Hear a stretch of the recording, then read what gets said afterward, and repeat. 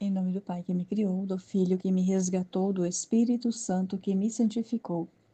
Divina vontade reina na minha vontade. Ó minha mãe, eu te amo e tu me amas. Dai-me um gole da vontade divina para minha alma.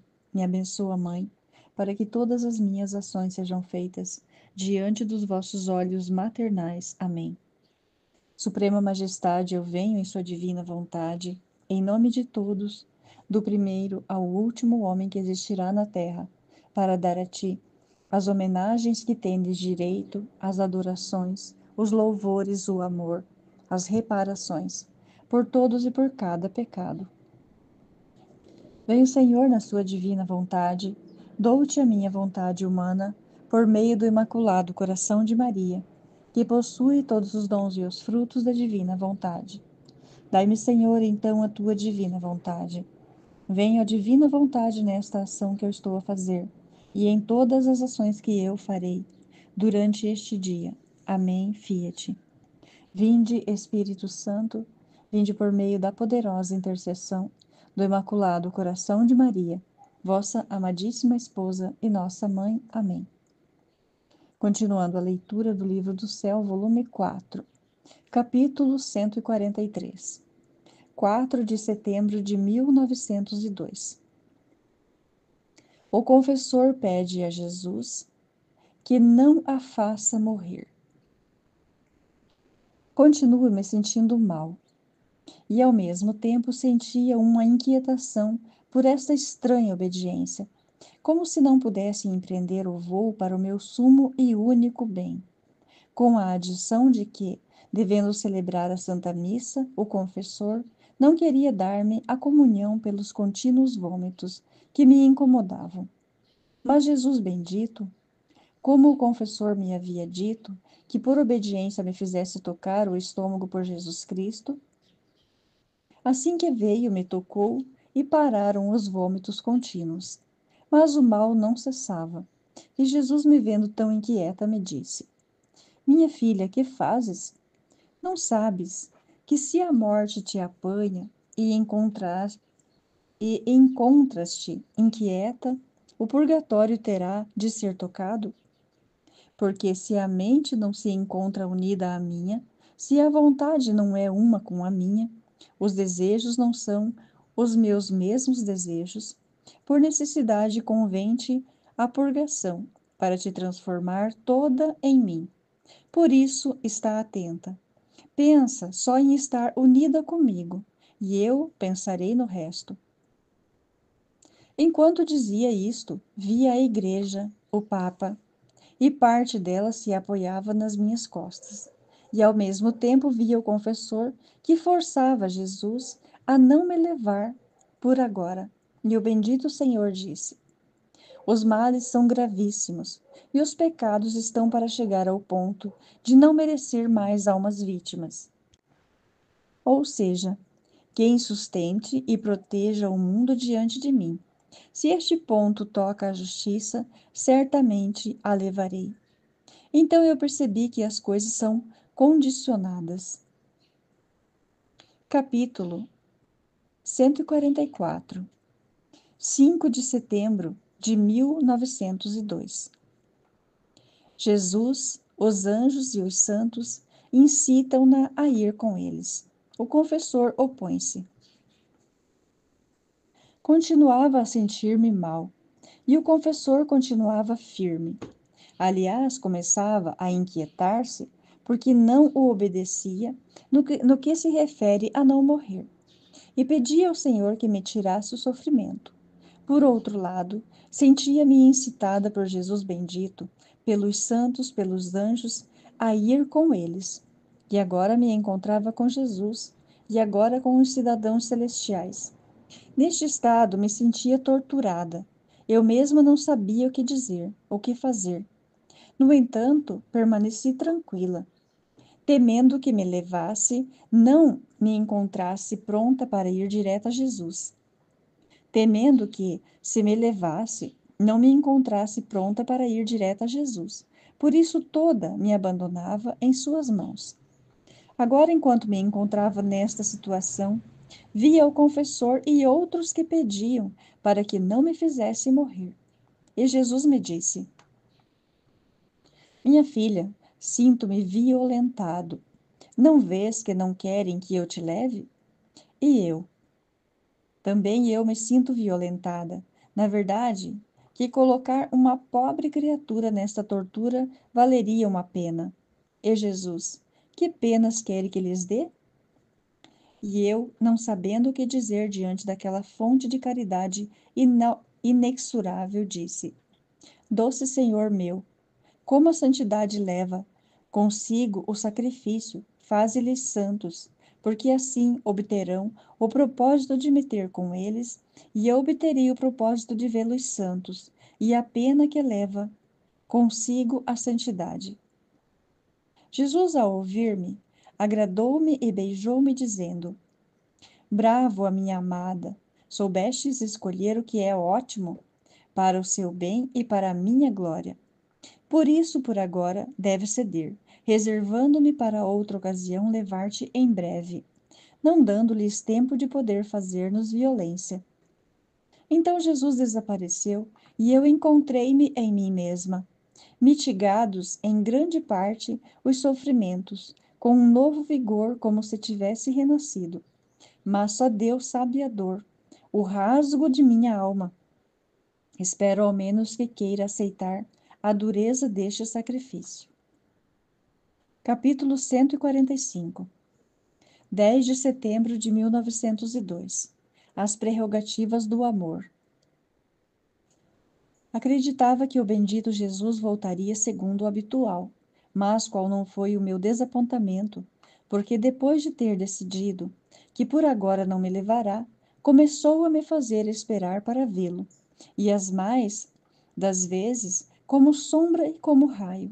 Então, esta manhã, sentindo-me muito cansada e esgotada de forças pelo contínuo desejar e esperar, parece que veio e, me transportando para fora de mim mesma, me disse: Minha filha, se estás cansada, vem ao meu coração, bebe e te recuperarás. Assim aproximei-me daquele coração divino e bebi a grandes goles um leite misturado com sangue dulcíssimo. Depois disto, me disse: as prerrogativas do amor são três: amor constante, sem termo, amor forte e amor que une junto a Deus e ao próximo. Se na alma não se descobrem essas prerrogativas, pode-se dizer que não é da qualidade do verdadeiro amor. Capítulo 146. Ameaças para a Itália. Esta manhã, por poucos instantes, veio o meu adorável Jesus, todo indignado, e me disse: Quando a Itália tiver bebido até ao fundo as mais fétidas sujidades, até se afogar, tanto que se dirá que está morta, então ressurgirá. Depois, estando mais calmo, acrescentou: Minha filha, quando eu quero uma coisa de minhas criaturas, infundindo nelas as disposições naturais, de modo a mudar a mesma natureza para querer a coisa que quero. Por isso, você se tranquilize no estado em que se encontra. Dito isto, desapareceu e eu fiquei pensativa sobre o que me disse. Capítulo 147. 30 de outubro de 1902. Jesus Cristo veio unir novamente a Deus e ao homem.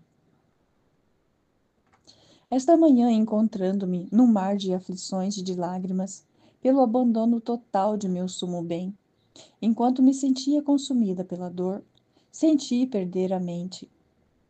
E via Jesus bendito, que me sustentava a testa com a sua mão, e como uma luz que continha dentro muitas palavras de verdade, e eu apenas recordo isto: que nossa humanidade, desatando o nó da obediência que Deus havia feito entre ele e a criatura, se dispersou, e Jesus Cristo, tomando a natureza humana e fazendo-se nossa cabeça, veio a reunir a humanidade dispersa, e com a sua obediência ao querer do Pai, veio unir outra vez, mas esta união indissolúvel é mais reforçada à medida da nossa obediência aos quereres divinos.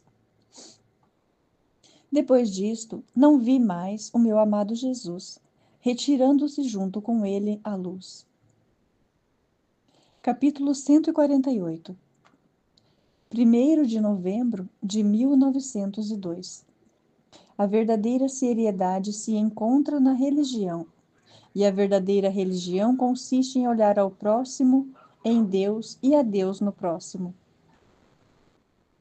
Encontrando-me em meu habitual estado, me senti saindo de mim mesma e encontrei uma criança que chorava, e vários homens, entre os quais um mais sério tomou uma bebida amarguíssima e a deu àquele menino que chorava, o qual, ao passá-la, sofreu tanto. Parecia que a garganta estava a fechar-se.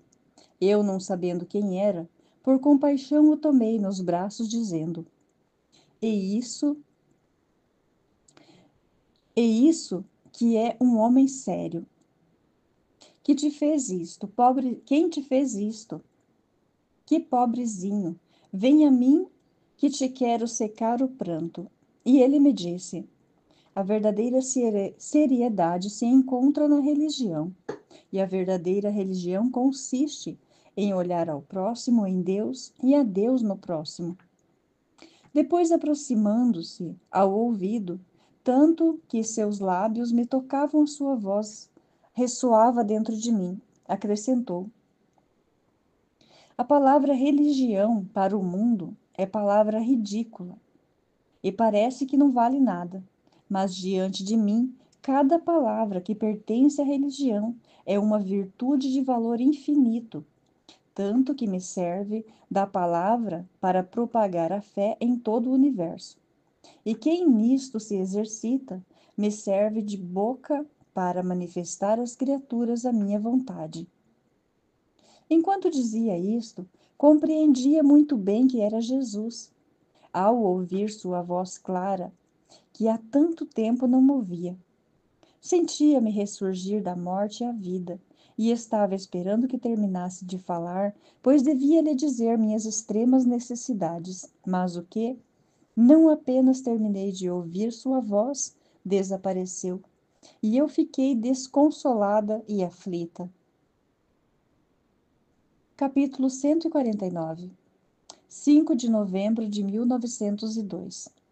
Vê uma árvore no coração de Jesus e ele explica-lhe o significado. Esta manhã o meu adorável Jesus fazia-se ver dentro de mim, e parecia que tinha uma árvore plantada no coração, e tão enraizado que parecia que as raízes brotavam da ponta do coração. Em suma, parecia nascido junto com a sua própria natureza. Eu fiquei maravilhada ao ver a beleza, a perfeição e a altura, que parecia que tocava o céu, e seus ramos se estendiam até os últimos confins do mundo. Então, Jesus bendito, ao ver-me tão admirada, me disse: minha filha, esta árvore foi concebida junto comigo, no centro do meu coração. E desde então eu senti no mais profundo do coração,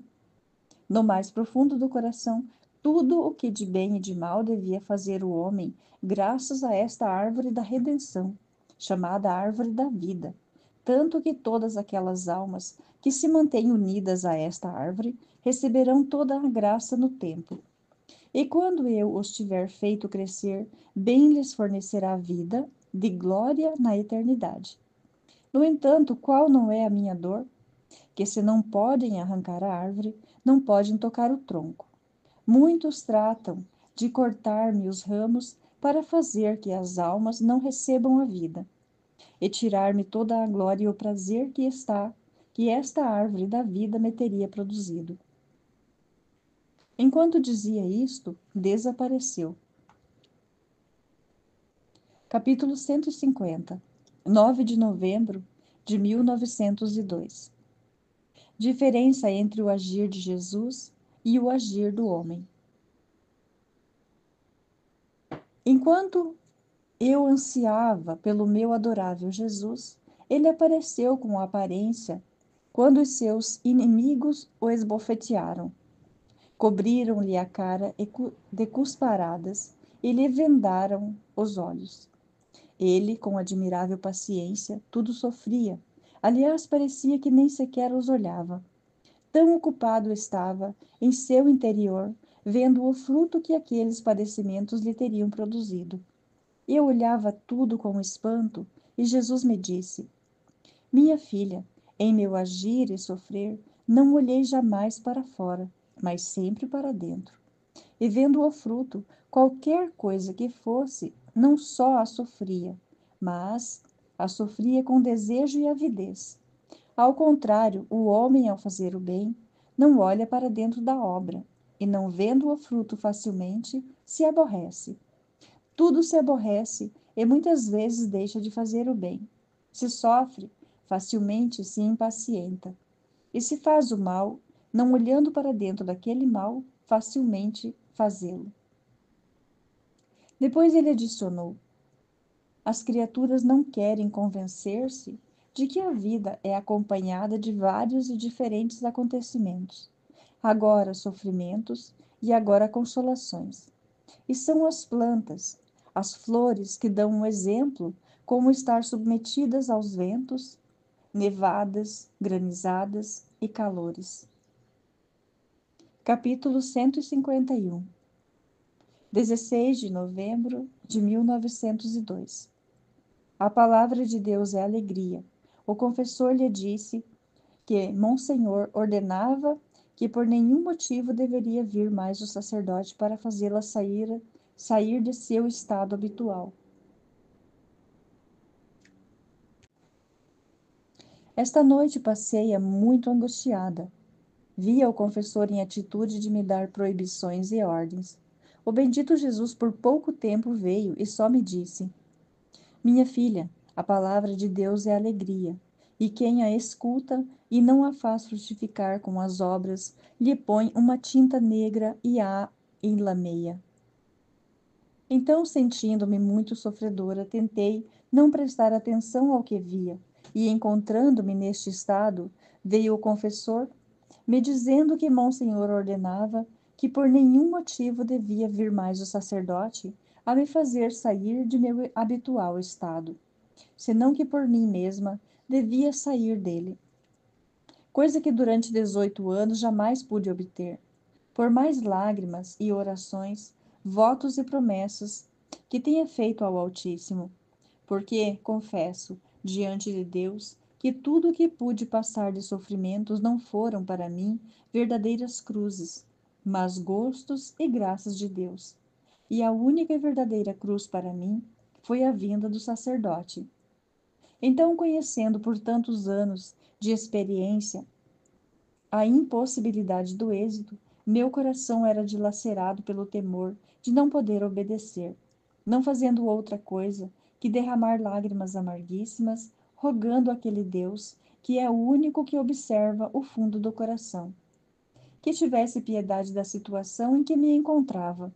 Enquanto rezava chorando, vi um raio de luz e uma voz que dizia: Minha filha, para fazer que sou eu, obedecerei a ele, e depois de ter dado provas de obediência, ele me obedecerá a mim. E dizendo eu: Senhor, temo muito não poder obedecer. Ele adicionou: a obediência desata e encadeia. E como é cadeia, ata ao querer divino com o humano, e deles forma um só. De modo que a alma não opera com o poder da sua vontade, senão com o poder da vontade divina. E ademais, não será você a que obedecerá, senão eu que obedecerei em ti. Depois, todo aflito, acrescentou: Minha filha, não te dizia que te ter neste estado de vítima e começar a devastação na Itália me é quase impossível? Então eu fiquei um pouco mais tranquila, mas não sabia em que modo devia realizar-se esta obediência. Capítulo 152. 17 de novembro de 1902. Impossibilidade de perder os sentidos. É decreto da vontade de Deus servir-se do sacerdote para recuperá-la do estado de sofrimento.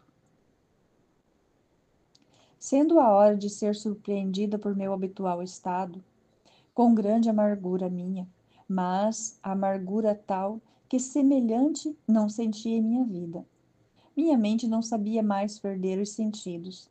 E minha vida, meu tesouro, aquele que formava todo o meu gosto, meu todo amável Jesus não vinha. Tratava de me recolher por quanto podia, mas sentia tão desperta minha mente que não podia perder os sentidos, nem dormir. Por isso não fazia outra coisa que tirar o freio às lágrimas. Fazia o que podia para seguir em meu interior, o que fazia no estado de perda dos sentidos. E uma por uma recordava os ensinamentos, as palavras, de modo como devia estar sempre unida com ele.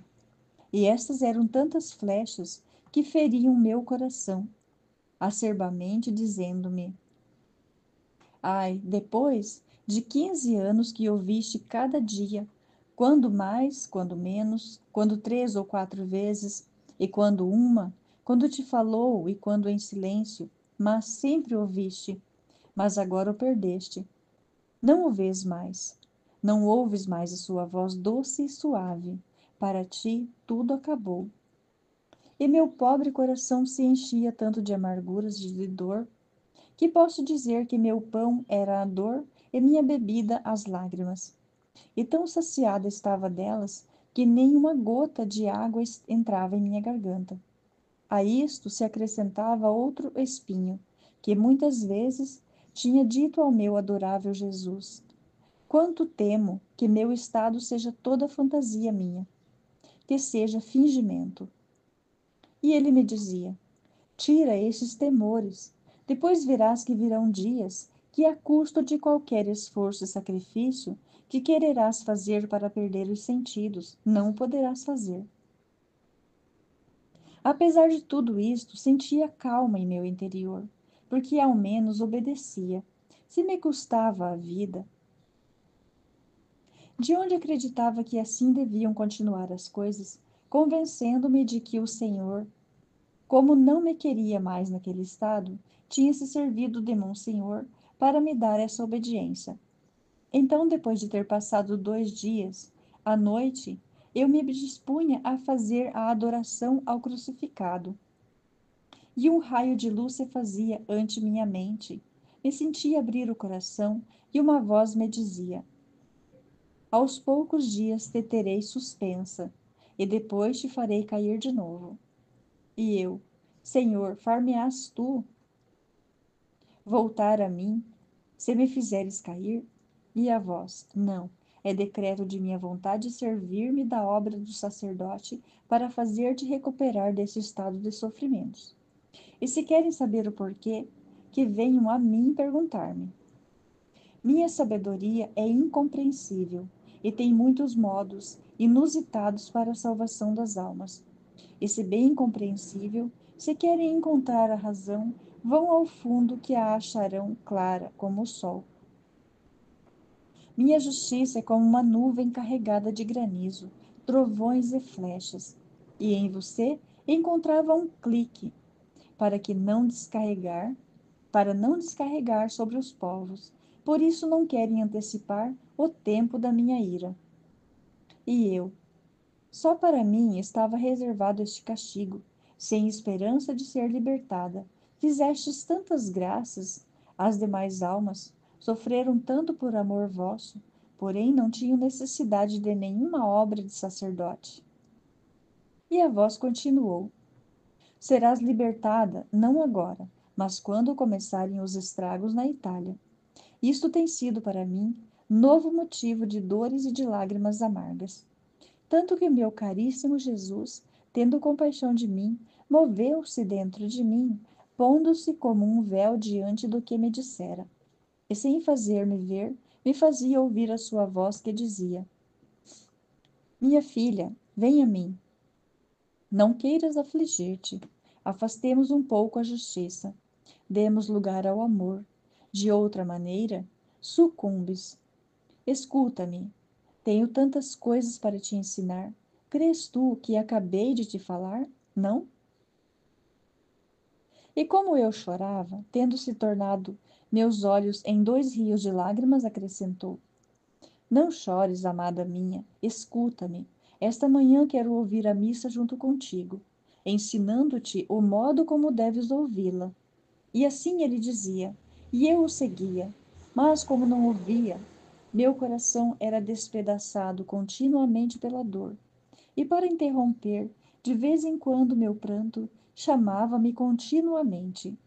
Agora me ensinando alguma coisa da paixão, explicando-me o significado, e agora me ensinava a fazer o que fazia em seu interior no curso de sua paixão, que por agora omito escrever, reservando-o para outro tempo, se Deus quiser. Assim, tenho continuado por outros 2 dias. Capítulo 153, 21 de novembro de 1902. Jesus serve-se da natureza de Luísa para continuar o curso dos seus sofrimentos nela. Continuava sem poder perder os sentidos, nem dormir. Minha pobre natureza não podia mais. E meu amadíssimo Jesus, quando eu me sentia mais do que nunca convencida de que não ouviria mais, de improviso veio e me fez perder os sentidos. Parecia que tinha sido atingida por um raio. Quem pode dizer meu medo? Mas o que? Não era mais dona de mim mesma. Não estava mais em meu poder recuperar meus sentidos. E Jesus me disse: Minha filha, não temas. Vim para te fortalecer. Não vês tu mesma que não podes mais? E como tua natureza sem mim desfalece? E eu lhe disse chorando: Ah, vida minha, sem ti estou morta. Não sinto mais forças vitais. Tu formavas todo o meu ser, e faltando-me tu, me falta tudo. Seguro que se tu seguires sem vir, eu morrerei de dor. E ele: Filha amada minha, tu dizes que eu sou a tua vida, e eu te digo que tu és a minha vida vivente. Assim como me servi de minha humanidade para sofrer, assim me sirvo de tua natureza para continuar o curso de meus padecimentos em ti. Por isso toda minha tu és, mas bem és minha mesma vida. Enquanto dizia isto, lembrei-me da obediência e disse-lhe: Meu doce bem, far-me-ás obedecer, fazendo-me recuperar por mim mesma? E ele: Minha filha, eu, Criador, obedeci a criatura, tendo-te suspensa nestes dias. É muito justo que a criatura obedeça ao seu Criador, submetendo-se à minha vontade. Porque diante da minha vontade divina, a razão humana não vale. A razão mais forte diante da vontade suprema se torna fumaça. Quem pode dizer como fiquei amargurada, porém resignada, fazendo voto ao Senhor de jamais retirar minha vontade da sua, nem sequer por um piscar de olhos. E como me haviam dito que se fosse surpreendida por este estado e não me recuperasse por mim mesma, me deixariam morrer, por isso estava me preparando para a morte, considerando-a como uma grande fortuna, e pedia ao Senhor que me tomasse em seus braços. Enquanto fazia isto, veio o confessor para me fazer voltar a mim, amargurando-me, principalmente, tanto que o Senhor, ao me ver tão amarga, me disse em meu interior: Diga-lhe que me conceda outros 2 dias de suspensão, para dar-lhes tempo a poder regular-se. E assim se foi, deixando-me toda transpassada e cheia de amargura. E Jesus, fazendo ouvir de novo a sua voz, me disse: Pobre filha, como a amargam! Sinto-me dilacerar o coração ao ver-te. Ânimo, não temas, minha filha. Ademais, recorda que pela intervenção da obediência foste suspensa deste estado. Se agora não querem, já eu te farei obedecer. Não é este o prego que mais te transpassa, não é não obedecer? E eu: sim. Pois bem, eu te prometi que te farei obedecer, portanto, não quero que te amargures. No entanto, diga-lhes: quer jogar comigo? A quem quer jogar comigo e lutar contra a minha vontade? E eu: sem ti, como faço? Porque se não estou surpreendida por esse estado, eu não te vejo. E ele: como não é tua vontade sair deste estado de sacrifício, eu encontrarei outras maneiras para fazer-me ver e entreter-me contigo. Não estás contente? Assim, na manhã seguinte, sem perder os sentidos, fez-se ver sensivelmente me dando algumas gotas de leite para me fortalecer, pois era extrema minha debilidade.